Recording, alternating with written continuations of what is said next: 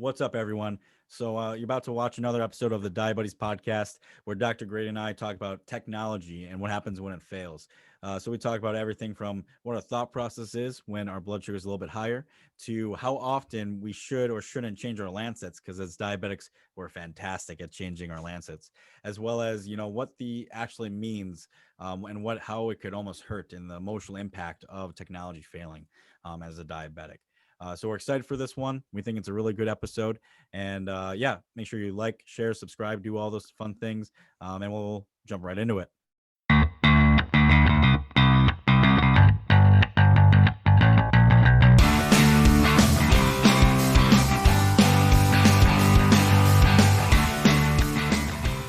The following discussion is for educational purposes only and is not intended to diagnose or treat any disease. Please do not apply any of this information without first speaking with your doctor.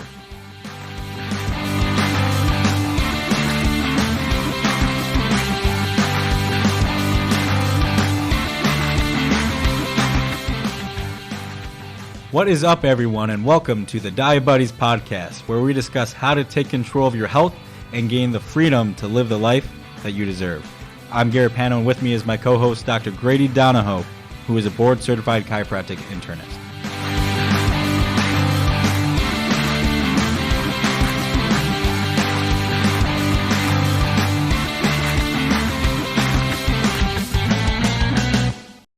All right, and welcome back, everyone, to today's episode of the Diabetes Podcast.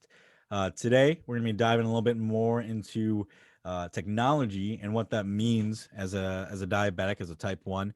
But this weekend, it's been, it's NFL playoffs, and Dr. Green and I are both, he's supporting his Packers per usual, and I'm wearing my Bears hat in defiance of him, because we are really the kings of the North. But today we're excited to dive into, some frustrations and strategies to deal with when technology kind of goes haywire. So, Grady, I'm excited to talk with you. Always a pleasure to host this podcast with you. Oh yeah, we got to get it done fairly quickly so that way I can watch the Packer game. But yeah, it's a good topic to get into because I think we as that type, especially type 1s, struggling with technology is always frustrating. Everybody struggles with technology. But when it comes to affecting your health and struggling with technology, it can put a little bit more frustration into the mix. And we've definitely dealt with that a lot. And so it's going to be a little bit of a soapbox, I'm sure. But at the same time, hopefully we can give some good strategies and information and help everybody think maybe in a different way and help people get through things a little bit more efficiently. So I'm going to start by asking you, Garrett, when you go to and check your blood sugar and you see that it's a high blood sugar, what is your first thought? Is it that you bolus wrong? Is it that something has gone wrong with your pump or your pump site or your CGM, or what's kind of going through your head when you see that high number? Yeah, that's a good question. So when I see a high number on my CGM, or just probably more with CGM than finger stick, is what's going on. And my first thought isn't, did I bolus wrong? And I literally think about all those questions simultaneously. Probably the most common thinking about a question is, what did I eat last? And when did I give insulin last? And I quickly answer that question. Oh, that was 15 minutes ago, or that was 30 minutes ago, or an hour, that I gave myself insulin. So I try to first think about the time frame so I can answer that question. And by answering that question, I think, okay, well, that's probably a calculation error or whatever have you. So that's typically my first thought is, what has happened recently in the last hour, in a time frame manner that could answer this question, what got me here? That's my first thought. And based on that answer, then I have, flow charts in my brain of like this or that. Yeah, I got you. Yeah, I would say for me, it's very similar as far as, okay, because I mean, obviously blood sugar is largely driven by what we eat.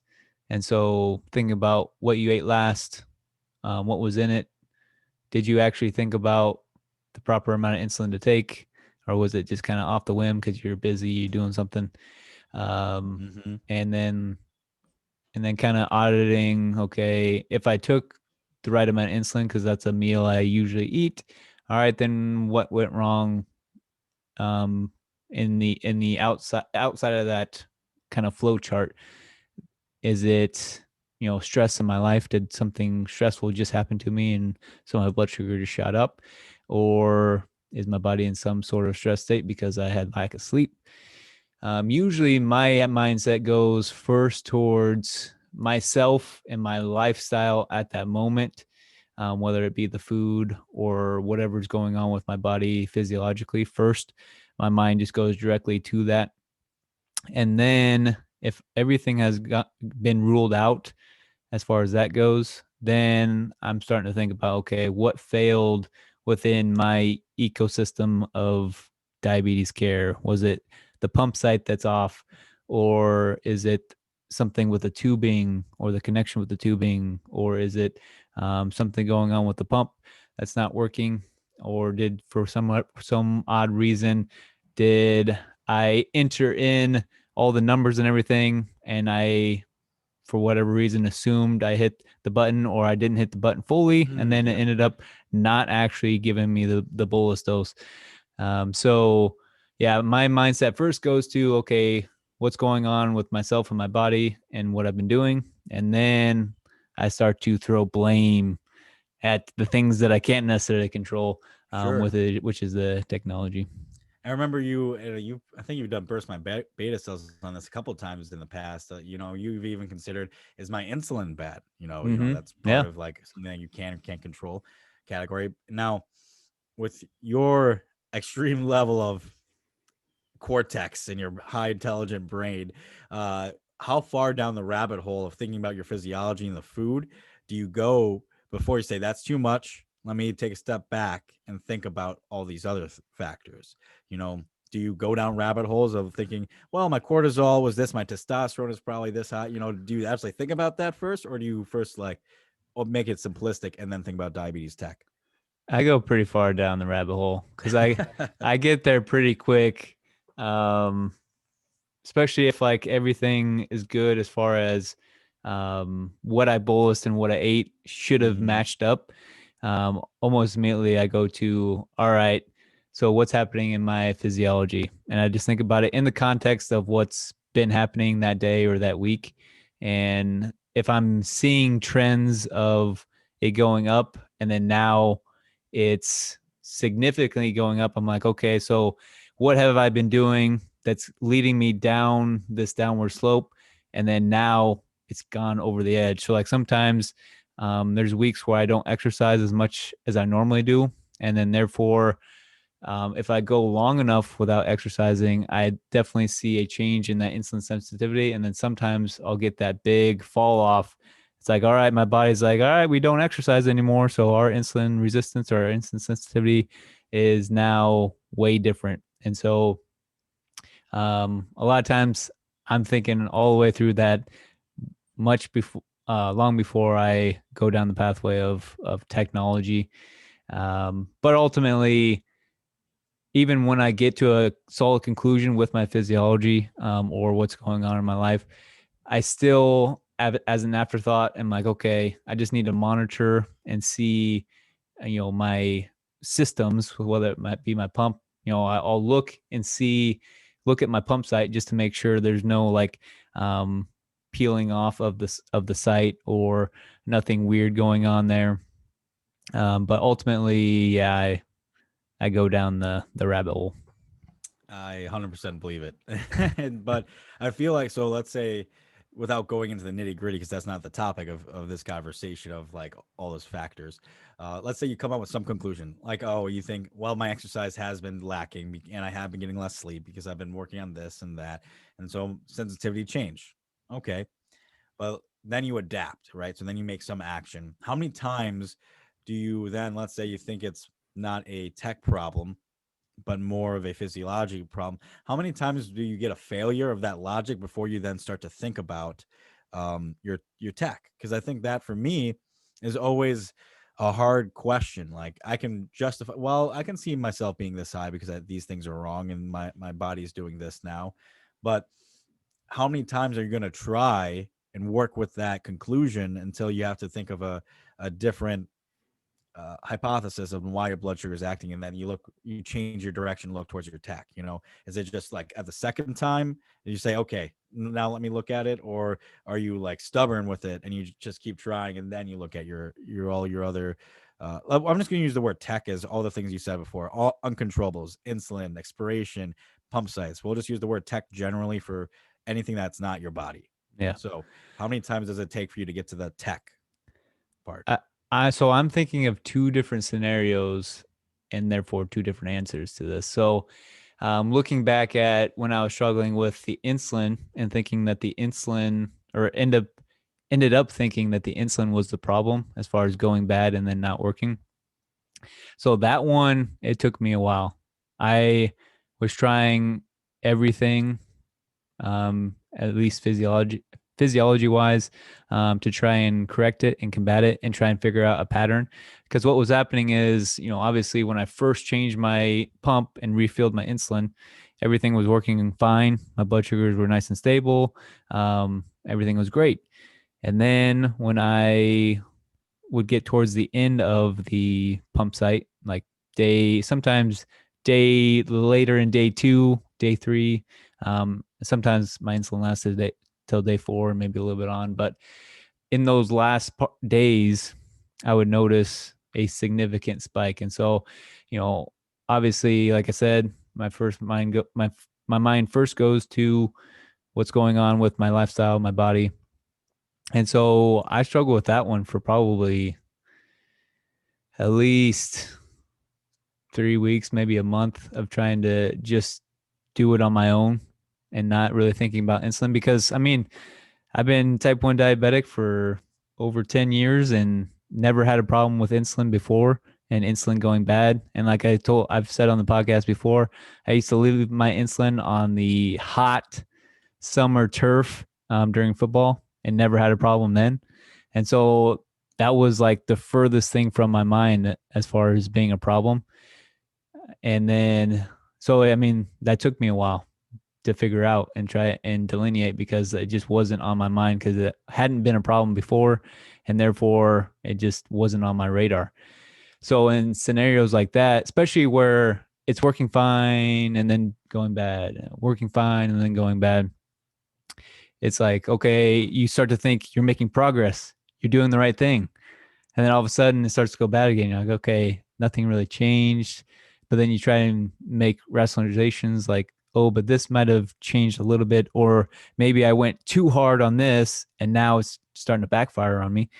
Like with exercise or something like that, you can exercise too much or too hard, and then it ends up creating a stress response and therefore making a high blood sugar. So, all that's going on in my mind and contradicting, one another. So that one took me a while to finally not be stubborn and say, okay, there's something wrong with either my tech, like with my pump or the sites or something like that. Or obviously it ended up being the insulin. So that one took me a while. So before you get into your other scenario, I wanted to, you know, just outline that this is happening in the course of 3 to 5 days, right? And just remind listeners who maybe aren't type 1 diabetic or are new to being type 1 diabetic, this is happening in the background of life and the Mm-hmm. entropy and disorder and chaos of everything else going on. And like you said, it's enough to think you're getting progress, but it could also, just because of life, it parallels and happens with a ebb and flow of things that are going on in your world. You could be in school or at work, and you could be having great 3 days at work or school or something or whatever, and then you end up getting bad news at work, and then this is happening, and then maybe you don't even come to that conclusion, because then you start thinking, well, everything that's happening at work, is that and is related to this, and so that Mm-hmm. can delineate and get you sidetracked, but as well as it can make you forget about some of these things too. It's like you're dealing with everything, all the other crap of life, and yet you're trying to figure out in the course of 3 weeks, so 21 days, you're Yeah. essentially like your body and your mind and your health are somewhat declining and going up and down while you're struggling with life or maybe succeeding in life. But it's you're trying to figure something out so like that you haven't thought about ever before, and you have to make that conclusion while everything else is going on. And unless I think we're doing our best job to illustrate what that might look like, but unless you're a type 1, it's really hard to understand what that really feels. And but Mm, I know there are other scenarios and other people that can feel and empathize with that, but it amazes me that this is the stuff that we have to deal with. yeah. That took you 21 days to really kind of figure out that pattern. So that's I'm glad that you eventually figured it out, but it's so weird that yeah, even in the back of your mind you have the turf experience and the hot sun. So it's just like such a low chance of the insulin being bad, Mm, and that's what it ended up being. yeah. Yeah. And like you mentioned, just like the length that it takes and like the emotional tax Mm-hmm. that puts on you, because you're just like, for me especially, I'm a very calm person, very mild person. I don't get Yes. frustrated very much. I don't get irritated When very you do, it's easily. scary.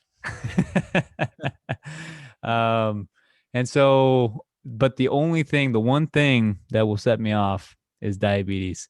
And so if I It's look true. irritated, or I am irritated, or I'm snappy, it's usually because my diabetes in some way, shape, or form is frustrating me. Mm-hmm. And so, that long a time struggling with trying to figure out why this is happening, it takes a toll, and it's just not a fun process, because you're just angry. You end up getting angry about it. So going to the different scenario, Mm-hmm. which is more acute, and thinking about basically a short term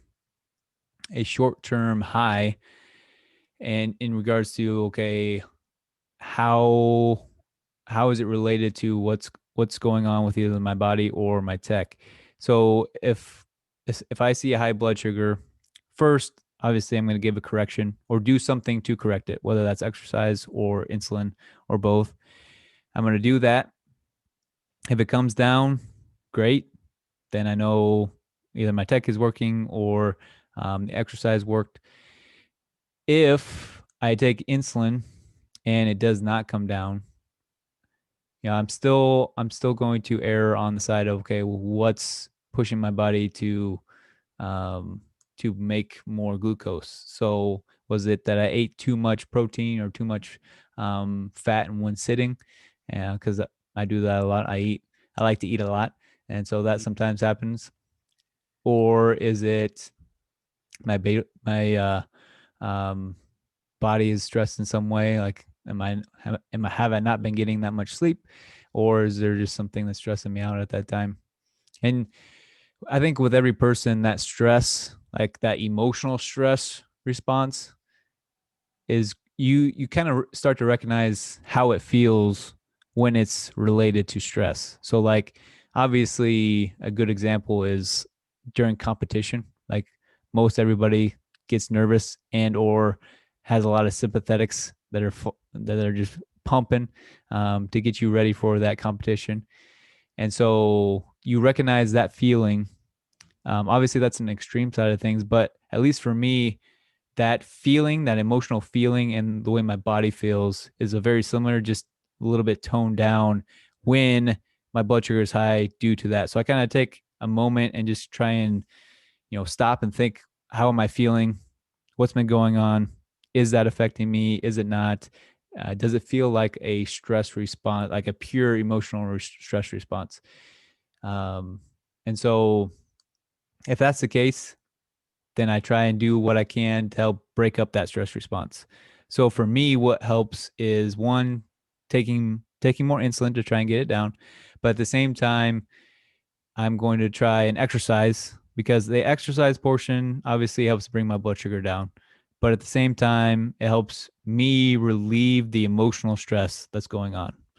And so it helps get my mind off of things. It helps calm my body down. So that's one of the things that I like to do to help in that stressful situation. Some people like doing meditation or prayer or something of that nature, breath work, to help calm their system down, and that's really effective too for some people. So it just kind of depends on what your body likes and what you like to do. Mm-hmm. So So that's when you exercise though in this scenario that's the run, right? That's when you go for a run. Yeah, run or something that's really intense. Okay. So could be some sort of grappling or even just like a weights workout, but it's just gonna be really intense. So it um Like a one higher heart rate. yeah, higher heart rate. So it's gonna one bring my blood sugar down quicker, but two, it's if it's harder and more intense, my mind's more on that than it is on anything else. So if it's more intense, obviously you have to focus on what you're doing because it's intense. And so if my mind's focused on that, it's not going to be focused on, a bad interaction with a patient or a car accident or whatever stressful situation was going on. Those things, if the stressor is bad enough, those things try and seep into your mind while you're doing those things. But if the activity is intense enough, or in the just nudging your brain the right way, um, it can really help take your mind out of those scenarios. Yeah, and that's so I want to make a comment because we've talked about leg day and workouts in the past with high blood sugar and Mm-hmm. scenarios for those types of things. Um, but I want to highlight what you're saying is almost more of a there, there's things that we do, especially as you and I as healthcare providers that are thinking about the physiology. Let's do this for this response. Mm-hmm. But there are also things that we need to remember as practitioners, but as well as listeners or just diabetics out there. There are things you should do for those responses, but there are also things you need to do for your mental health and to Yeah. combat that stress, like you're saying. Like, meditation necessarily isn't going to bring down your blood sugar like working out will, but at some point you need to be doing things for yourself and your being, to help with that stress and that internal reaction, sometimes more so than the actual physiological damage of high blood sugar at that time anyways. Mm-hmm. And I think I was talking about with a colleague about food restrictions and food eliminations and things like that recently, and we were talking about the psychology of being restrictive.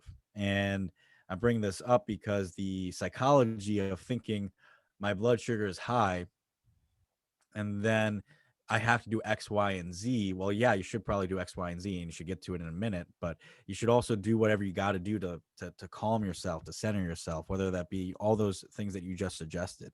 And I think you know we have to give ourselves a break as diabetics to remember that we're people, and we should also need to take care of ourselves in that way too, and not just our blood sugar. Mm-hmm. Yeah, and I think after having heard you say that, there's also, it probably depends on what stress is going on. Is it some sort of long standing stress where it's going to be occurring for days or weeks at a time? Mhm. Or is it some sort of acute stress, like you just witnessed a car accident right next to you and now your heart's pumping like crazy? Well, one, you're probably going to need to take some insulin just to combat that. But at the Right. same time, it's not gonna stay with you for a long period of time. So you can go do some exercise, get it off your mind real quick. For the most part, it's going to help get you over that stressful situation pretty quickly. Mhm. However, if it's some sort of long-standing stress, like stressed with work or maybe a family member passing away or something it's going to stick with you for a while, then implementing strategies to help reduce that stress, like meditation regularly. I always tell patients meditation is just like exercise. You're not going to get the results you want unless you're consistent with it. The more consistent you are with meditation, the better results you're going to get and the more long-standing those results are going to be.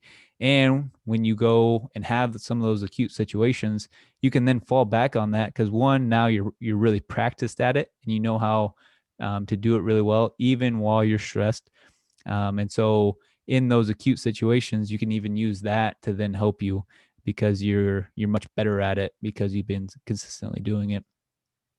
But getting back to the original question of how long do I try and implement these strategies in the acute scenario, it's probably between 12 hours and 24 hours, maybe 2 days. Wow.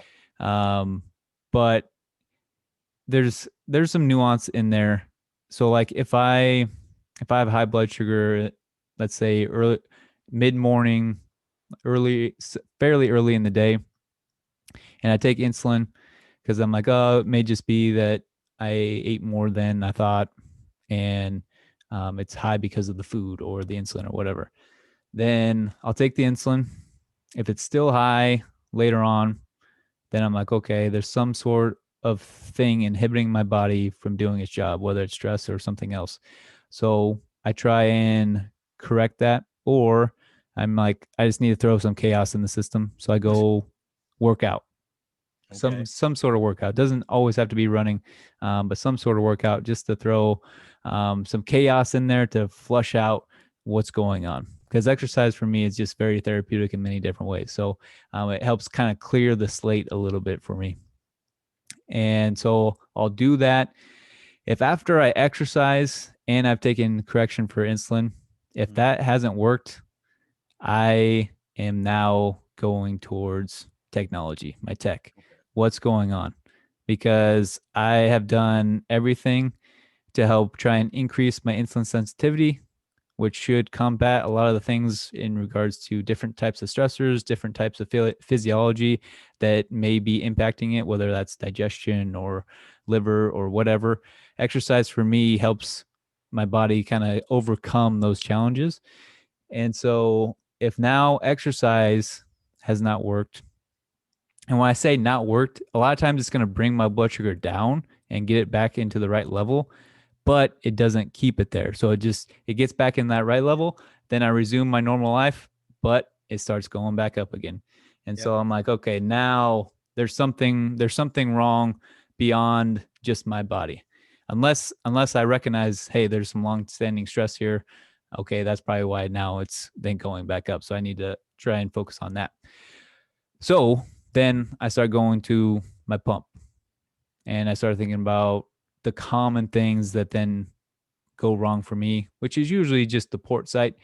So if that gets kinked at all or gets ripped out at all, and I didn't even realize it, sometimes that happens because the adhesive, on that third, fourth, fifth day, that adhesive can sometimes get pretty loose on there, and there's just barely anything hanging on there. Mhm. Because I don't use a lot of the Tagaderm or even the K tape Yeah. very much at all. And so that sometimes happens with me is that it K tape as sometimes, in like kinesio tape. yeah, kinesio tape. That's funny. But just because there's a lot of products out there, that's such a chiropractic thing to use. Uh, but anyways, continue.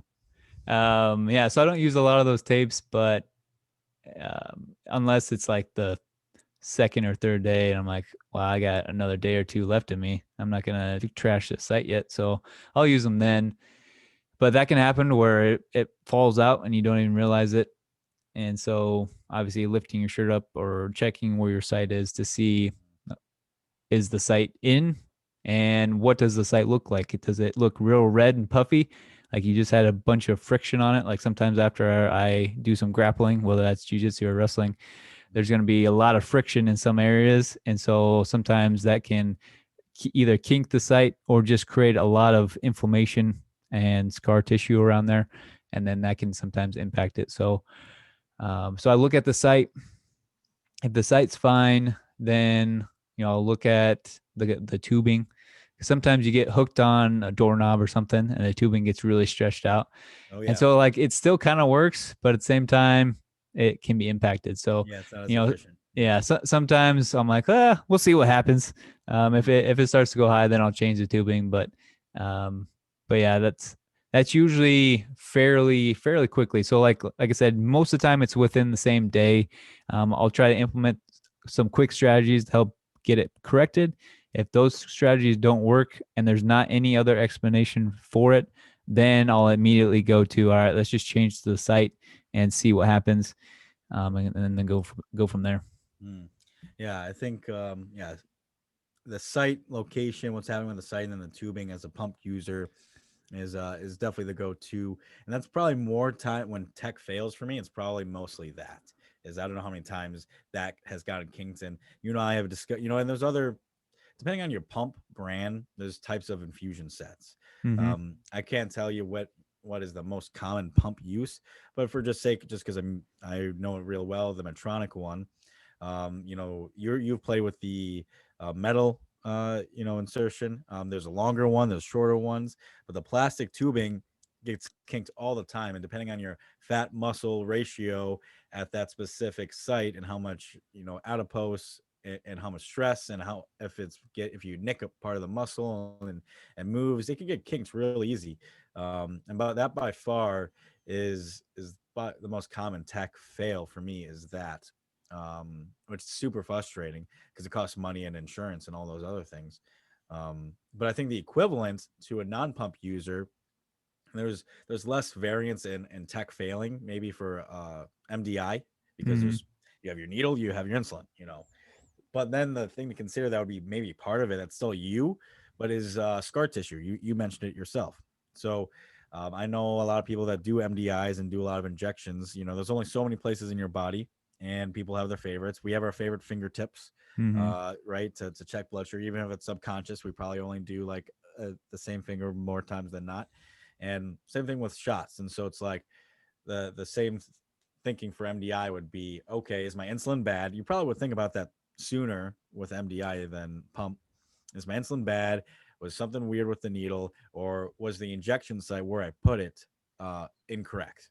Was Mm-hmm. there scar tissue there, and should I not use that anymore? Which is a bigger conversation than to have about site rotations, because you really need to be rotating your site more if that's starting to happen. But I Yeah. think that would be the equivalent for MDI users for this scenario that you've described. Mm-hmm. Yeah, and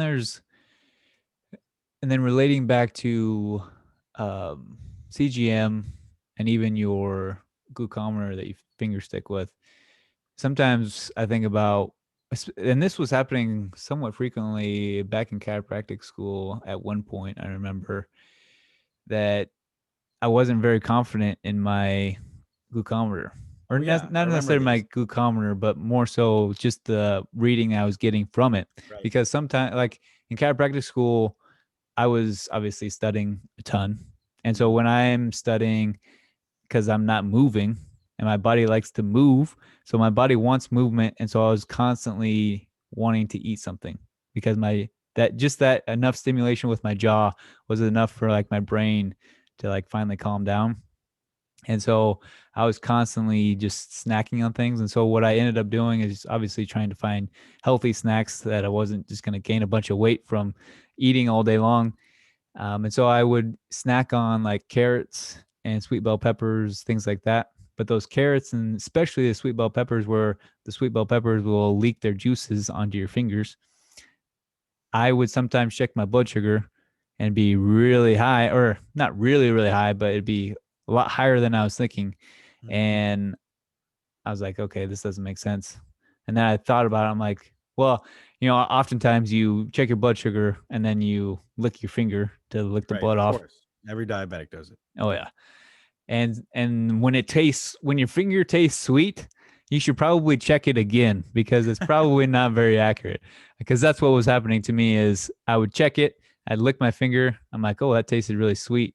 And then it would show a higher blood sugar than what I was expecting. And so then I'd go wash my hands. And of course, after you wash your hands, you have to wait like seems like forever for your fingers to dry so it doesn't then dilute the blood and then Right.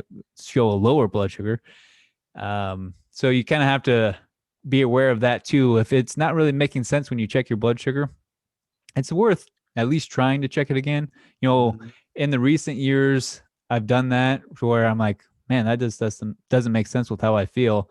Yeah. I've checked it again, thinking that was happening, um, but it wasn't. So sometimes that's the case, sometimes it's not. But it's worth checking again just to see, okay, is this what's going on, or is it something that's on my finger that was causing it to show high or maybe show low? Like if you, like I said, you just washed your hands or were working in some sort of wet environment, then that can dilute that blood and show something that's lower than it actually is.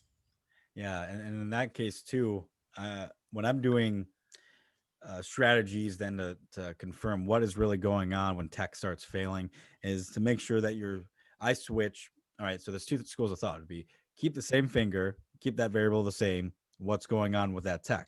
But I try to check different fingers at that scenario so I get a better understanding of what's happening in my body and the circulation. So if the blood sugar reading seems weird or seems high or low, wash my hands, do those things instead of maybe like the outside of my left index finger. Maybe I'll do the outside of my pinky or something on the same hand, or then I'll switch hand. I think switching it, because that will, maybe there is something with that specific part of your finger that's throwing it off, you Mm. know and so in which case a different part of your finger would be better. Maybe it's calloused in a different way and it's deeper.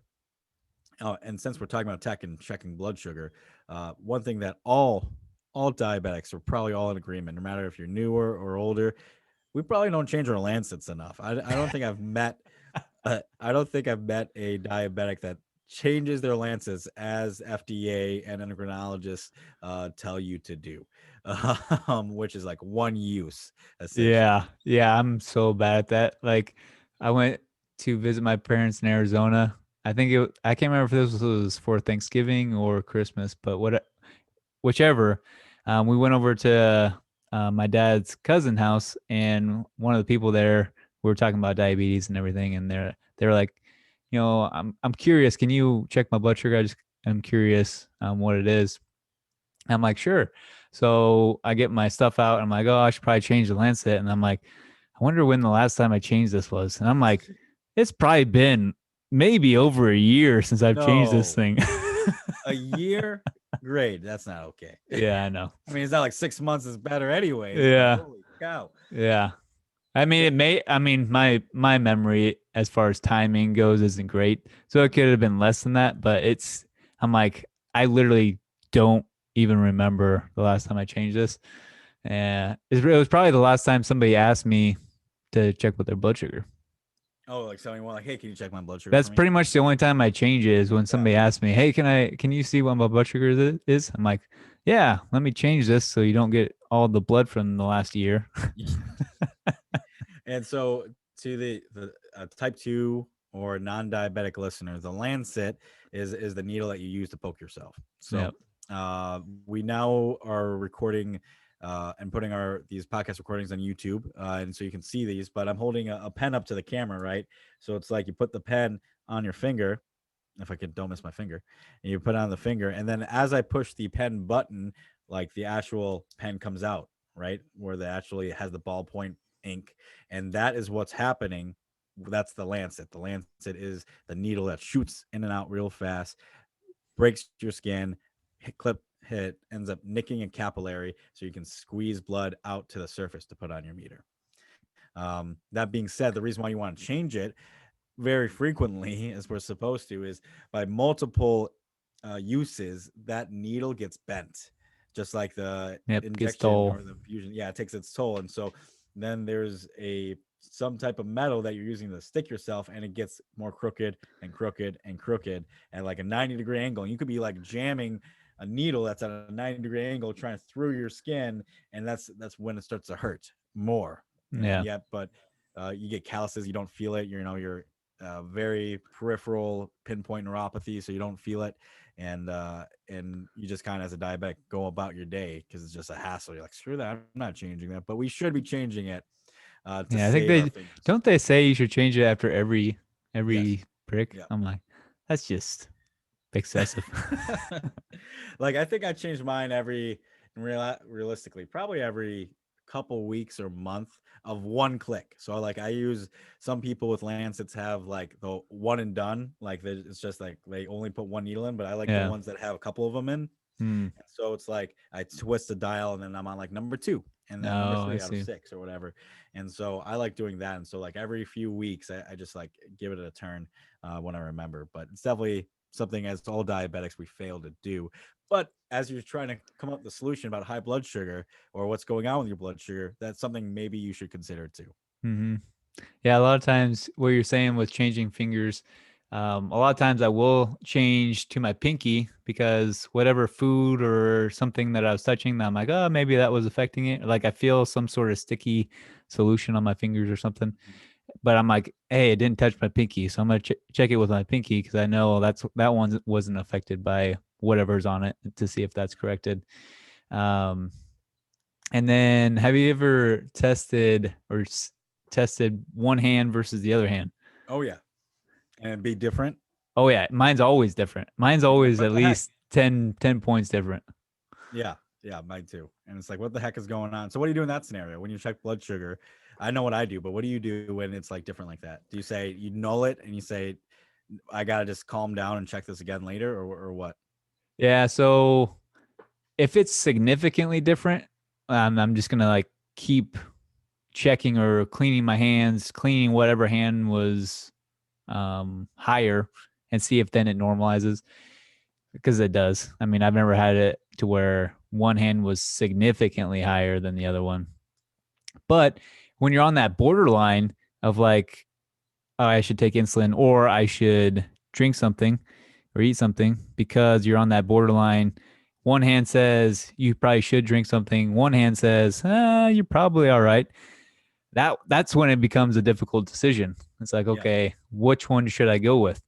And that ultimately comes down to what's going to be happening in the near future. Am I about to go work out or do some sort of activity where I'm going to be on my feet or walking around? Then I'll have a little bit of something. If I'm just going to be sitting around and my blood sugar's been pretty stable, it's not like it's trending down, then I might just kind of wait and see what happens. Um, but yeah, that's when it becomes really tough, is when one hand says, oh, you're good to go for a while. One hand's like, you might think about doing something. see, that's interesting that you make a decision based off that like hand and what you're doing. I always take the average. I try Oh to yeah. I try to the way I think about it is like it's blood sugar is such a dynamic and hormone influenced response. So is everything. But like compared to blood pressures are stable, right? Like your left arm shouldn't be significantly different than your right arm. If it is, that's a really big problem in taking a blood pressure reading. Mm-hmm. But a blood sugar reading, there are so many things that can happen, as well as happen with the test, that I think it's entirely possible. Now, maybe if I learn more about cardiology and circulation in a much more in-depth way, maybe I would disagree with myself later in the future.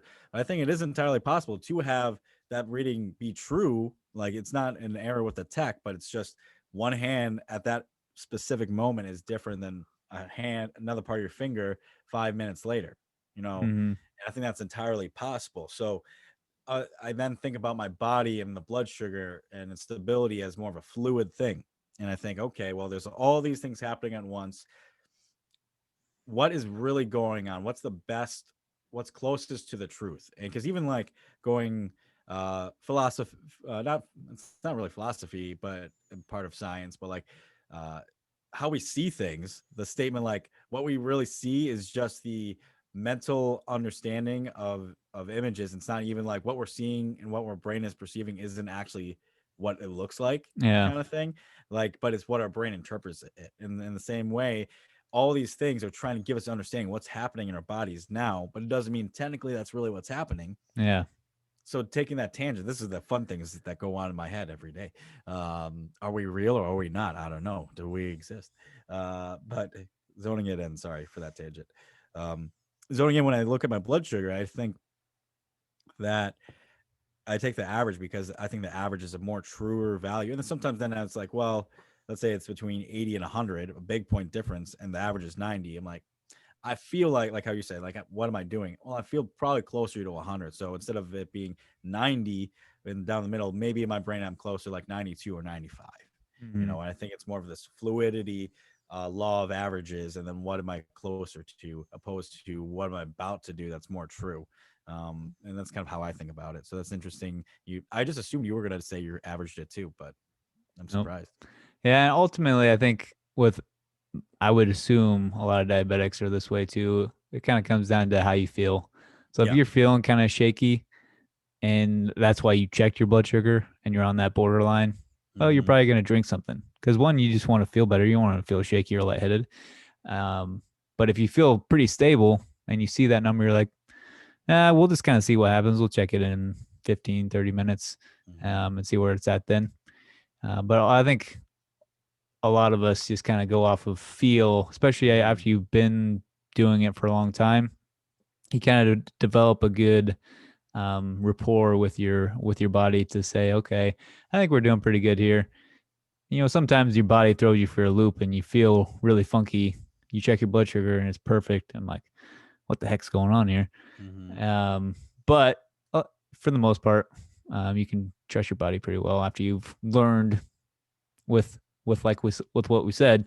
If you've learned with your data and matching it up with how you feel, you have a pretty Mm-hmm. good idea on what's going on and where you're going. Yep. Yep.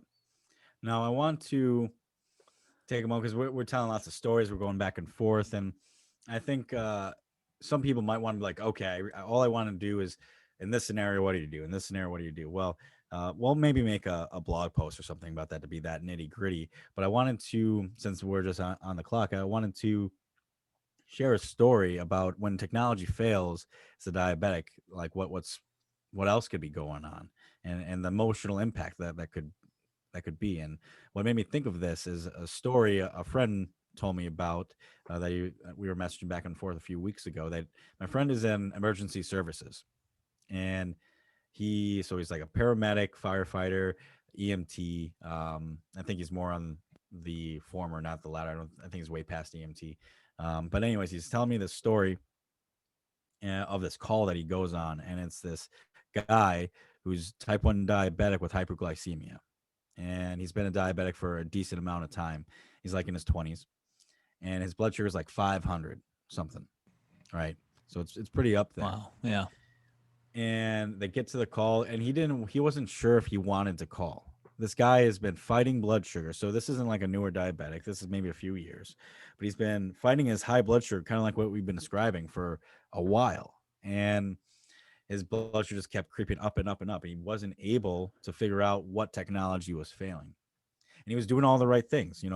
Let's say it's you or I or anybody else who's really in depth knowledge of nutrition or lifestyle and really considerate of all these things. You know how to bolus, you know how to do dual and square wave, you know how all these crazy strategies as a diabetic. Like, you've taken a lot of effort at this point to take control of your life and live the life that you deserve. And you can do all these things, but his blood sugar was still creeping high. And he didn't want to call EMS because he didn't want to feel like a failure that he could get his blood sugar down. But he eventually made the call that I can't do this alone anymore. I need like IVs. I need that type of intervention. My pump and my shots aren't doing it alone. And so they put an IV drip, they put an insulin drip in him, and they eventually transported him to the hospital for like the day. But what ended up happening was it was a pump failure. Mm. It was like an infusion set or something like that. And you can do all the right things as a diet. You can know all the things. You could have a PhD in insulin sensitivity, but yet when the tech fails and we fail to, it sucks because we are robots. We all cyborgs. We have robot parts.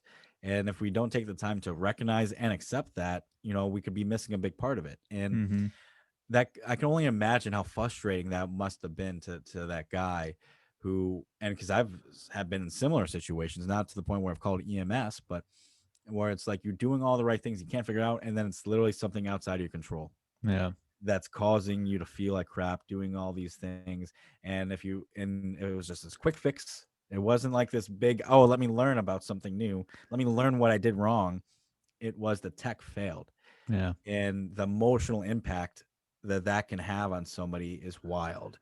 And I think it's not talked about enough of this feeling of, I am really dependent on this and it sucks. Yeah. And it's okay to be upset about those things. But when I heard that story, I was like, oh man, instantly I wasn't thinking about what he was thinking about, the EMS guy, about all the other stuff. My first thought was, man, that guy must have been so upset at himself. And it's, you shouldn't be upset at yourself.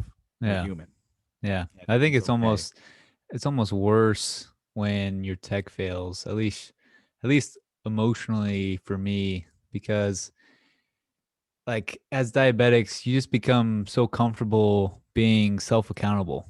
Like Mm-hmm. it was your fault and you did something wrong. You did something wrong and now you're paying the consequences for it, which there's still frustration with that obviously, But when you're doing all the right things and you're like, man, like there's literally nothing I could do better.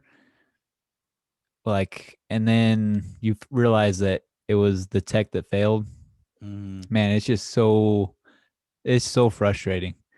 Yep. And like when pump sites go off, especially when it's like super inconvenient, you're out either working or you're out at some event or something where you can't really change your site, whether it's because you don't have it there with you or Mm-hmm. you're just people are relying on you and you're super busy. You can't just take a moment. Yeah. That's even more frustrating because now you got all this craziness going on. You're already kind of in that high pace mindset or high stress mindset. And then now you just had this big stressor dumped on you that you can't do anything about at that moment. Right. And it wasn't necessarily your fault. And it fires you up.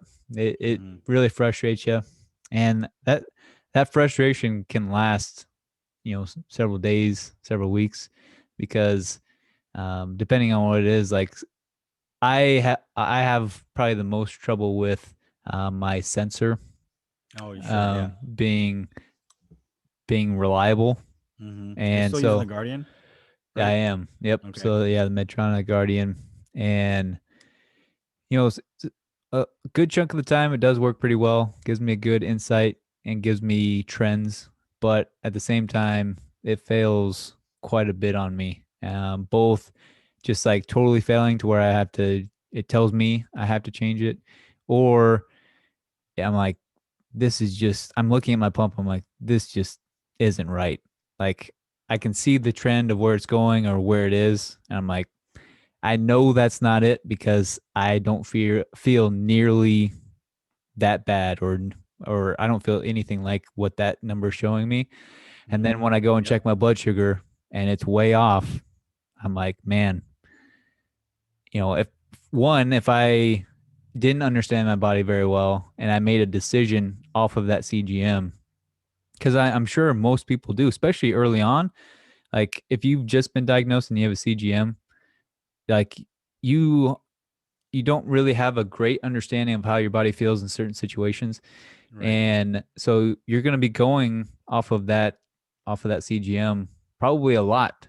Even though it like the manufacturer tells you should check your blood sugar before doing any sort of correction, like with a glucometer, like you're not always going to do that. Just like how we don't always change our lancet, we're Mm-hmm. not always going to check our blood sugar to make sure that's actually where it's at, because life happens. You're busy. You don't Yep. want to stop and check your blood sugar, even though it doesn't take very long. It's just enough of a barrier that you're like, well, that's telling me my number, so I'm just going to go off of that. If I were to do that when that number was that way, I would be screwed right now. Mm-hmm. And so when that happens, even though, I had the wherewithal to then check my blood sugar to make sure it was there, it's just frustrating because then you're like, now I have no trust in this system. So what Mm-hmm. so what benefit does this have to me? It's Mm-hmm. almost it almost doesn't, because then it almost creates more of a stressor for me to be like, okay, this is where I'm going or this is where I'm at. But is it? So now I gotta check. Now I gotta check it with my glucometer just to make sure. Oh, okay, yeah, that's what it is.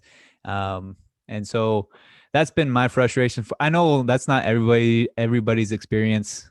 So if you are looking at getting a CGM, I would try it, and Okay. try the one that you want, or Mm-hmm. the one that has been recommended to you, and see how it works for you. Because I know there's a lot of people that it works really well for, and they really love it. For me, it just hasn't been a great experience for me. It just hasn't been as reliable as I need it to be, and so that's why a lot of times I go long periods without even wearing one, because I'm like, yeah, it's nice to know, it's nice to see, nice to have that constant reminder. Mm-hmm. It's almost sometimes a reminder just to check my blood sugar, because I'm Yeah. like, I now I'm jaded. Like I don't trust it. And so Mm-hmm. I'm like, I see the number, I see the trends. But ultimately, if I'm going to make any sort of decision, whether it's just simply to go work out, I'm going to check my blood sugar with my glucometer first to see where it actually is, and then I'll make decisions on if I need to drink a juice box or take a little bit of insulin or whatever's going on. Which most CGMs you're actually supposed to do. You're supposed to Yeah. not technically make decisions.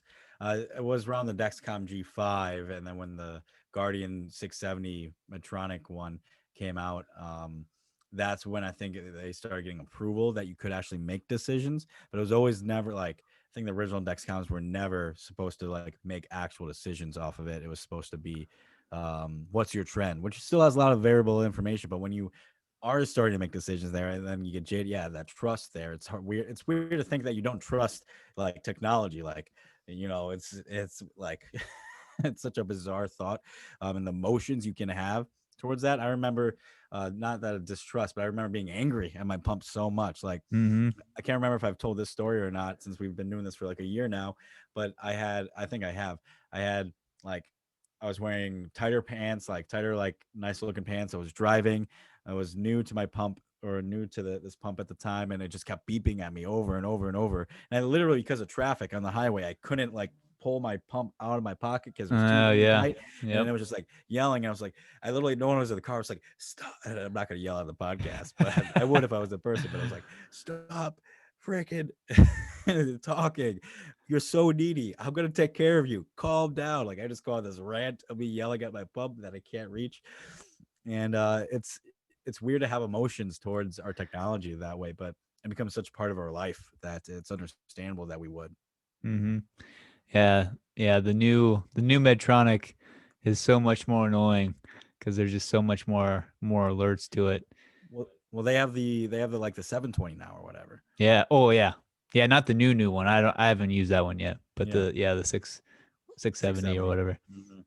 But I wanted to say, despite all of this, this is like the impact we're discussing, and it's okay to talk about these things. And this is also why it's important to why we want to have this podcast, why it's important to interact with other people, whether it be at diabetes camps or on Zoom meetings or conferences, because you're not alone. People feel this way too, if you're type 1. And so, but that being said, it's okay, and we should talk about these emotions and these interactions.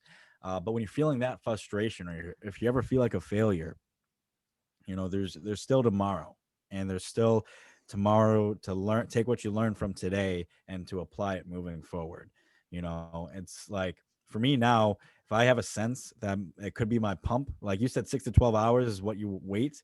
I don't I don't mess around with it. The second I get the whiff of that it could be my technology, because I've had so many technology failures. What used to happen with my pump, before the one I had now, is that it would say no delivery, especially when I first put in a site. But if I pushed enough insulin through, it would start delivering. But that would last like 12, 24, 30 hours. And so, but I knew I didn't want to waste one. So I knew if I kept pushing it. But now I've done that so many times in so many years, it's like, I will figure out a way to replace this site. I will spend, if it takes 30 minutes on the phone to get that one sensor, or do it on Medtronic's website, do whatever I need to do to replace that one because there's a failure in the tech.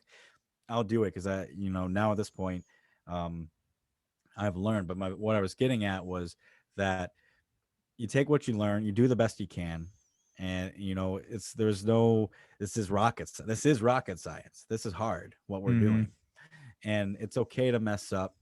And as long as you wake up the next day and take a breath and try to take what you learned and apply it, and try to get just a little bit better. That's all we can do. And that's all that you should strive to do. And that's okay. Yep. Yeah, it's worse than rocket science because there's so many variables and they're ever changing. And so Mm-hmm. so if you're not winning right now, you will get there as long as you keep trying. You keep trying to find and get as much data as you can and try and understand your body as much as you can, because ultimately it's going to be different for everybody. Like Garrett, he struggles a lot with his port sites. Me, not quite as much, but I struggle a lot with the sensor. And so Mm-hmm. that um, poses different challenges and different solutions to those challenges. All right. And yeah, so it just comes down to you being your own advocate for your health, being essentially your own doctor, and trying to figure out how your body works best and what works best for your body and your situation. Because like, we both have pumps, and some people like, especially after hearing this, I'm sure people aren't super excited about getting a pump. Because it just adds more variables to things. But at the same time, I mean, there's pluses and minuses. You have convenience and all that stuff. But at the same time, a lot of people, they love the MDIs, and it works really well from them. So everything you have to take for a grain of salt and see what works best for you. Right. Wow. Well, I think this is a good natural stopping point to this.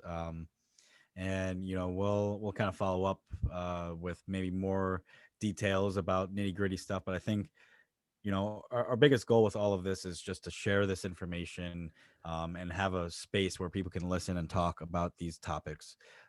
So if you want to continue with that mission, we appreciate you liking and continuing to share these episodes. Send it to somebody or maybe somebody you don't know, but just briefly online that you've had a few messages back and forth, whatever it may be. But we encourage you to help us share. It's okay to talk about these things. It's okay to have tech failures and be proud of your robot parts, as one of our first guests has said. And I actually saw a post on Instagram. It was like a diabetes word of the week. I think it was by Young, Wild, and Diabetic. These two girls that have an account, and the word of the week was what was it, pump slut or diabetes slut?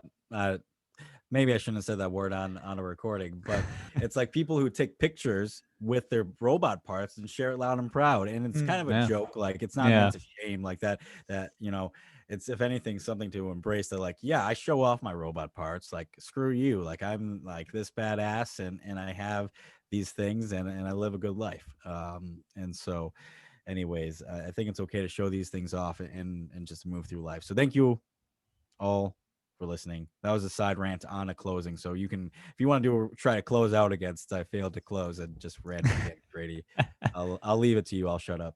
Yeah. Well, I just wanted to add a little something because I've announced this before or earlier in the year that I'm actually going to be doing a review on the different port sites. So kind of related to the topic that we talked today, and talking about the pros and cons of each and how well they worked on my body, and hopefully give people some insight into maybe changing the type of port site, or at least investigating different ones, because I didn't even know there was more than one, because for whatever reason, I just kept ordering the same one and just assume, hey, that's the one that they make and that's the only one.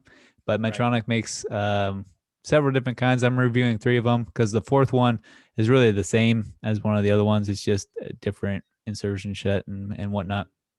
And so I'll be reviewing that hopefully very, very quickly, because I just started the last type, and so we're gonna see how that works out for probably at least 4 or 5 of them, just to see, make sure I get a good idea of what's actually working and what's not working.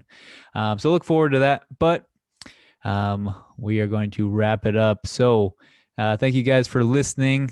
We had a great time making this podcast. It was a great one. And hopefully you guys got a lot out of it. If you have any questions about what we talked about, or any suggestions on future topics that you want us to talk about, please contact us, whether it's email or social media. We would love to hear from you. But other than that, we will see you on the next episode of the Diabetes Podcast. See ya.